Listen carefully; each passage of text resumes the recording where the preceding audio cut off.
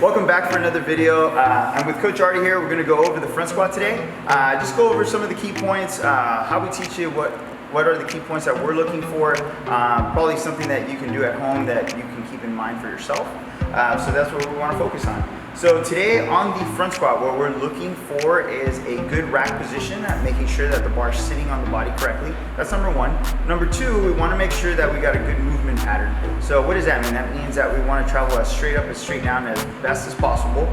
We want to try to make sure that we can line your body up as vertical as possible, especially for the front squat. I know that there's a bunch of different styles out there that people are trying to do or doing, or different positions.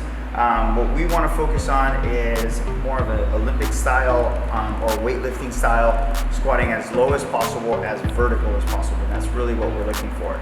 So Coach Artie is going to help me out today, just to make sure that we're in the right positions, all that fun stuff. So the first thing he's doing, that when he lines up his hands, he's trying to put his hands his hands are outside of the shoulder. So that's kind of the first big step that we want to do. Most people, what they'll do is they'll close their hands nice and tight. What ends up happening normally for most people is that their bicep will get in the way, and then there's this weird like front rack position, which makes it very uncomfortable.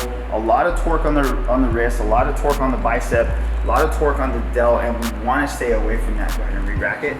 So we want to make sure that we're as comfortable as possible when we do this. So we're going to make sure that the hands are right outside of the shoulder. That is step one.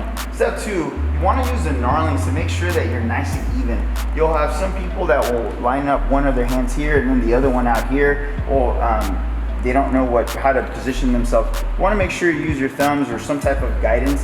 You have markers on the bars that you can use to make sure that you're in a great position.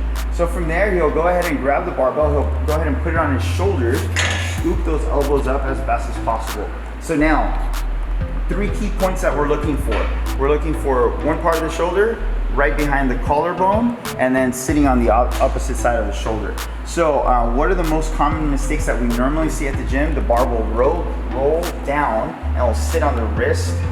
Again, you'll feel it on the bicep, you'll feel it on the delt, and they're sitting in front of the collarbone. So what we want to do is actually bring those elbows up as best as possible, that it's sitting behind the collarbone as best as possible. It does feel like it's choking you.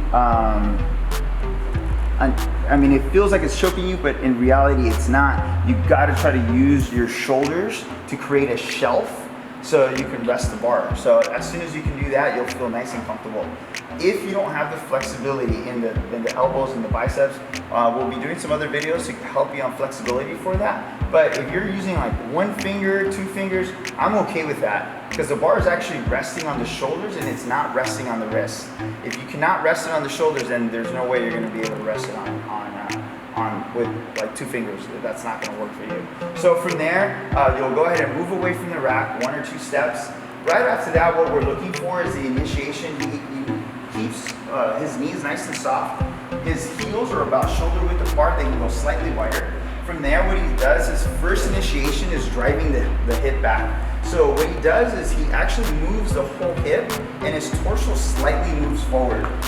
Biggest mistake I normally see is that people will arch their back. So arch and then try to push their hip back. So they try to stay in this like super vertical position.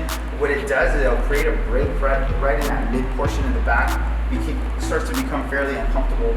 So what we want to focus on is really driving the whole pelvic bone back. From there, he keeps the elbows up nice and high, keeps the back nice and flat, his knees are bent, and he begins to descend. When he descends, he hits that squat position. What we like to train most of our athletes is that the shoulder, hip, and ankle are as vertical as possible.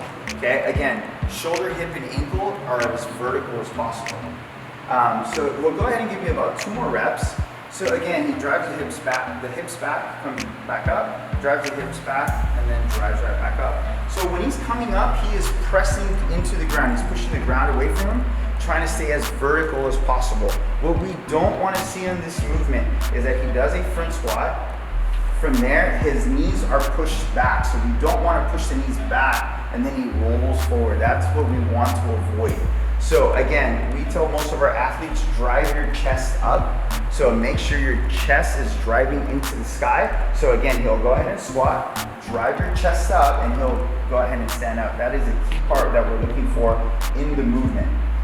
Okay. Other than that, guys, really focus on a good rack position to keep the body as upright as possible. Okay. So again, we don't want to fall forward. We want to make sure that we're avoiding that. Most of the time people will say keep your belly as tight as possible. That is correct. Normally there's a big, and we'll go into another video for something like this, there's a big difference in bracing your tummy than filling up your chest with air. So we don't want to fill our chest with air. We want to embrace our diaphragm and make sure that our bellies are nice and tight, especially when we're doing a front squat. So we'll be coming up with some better videos or some more videos coming in the near future, but thanks for tuning in.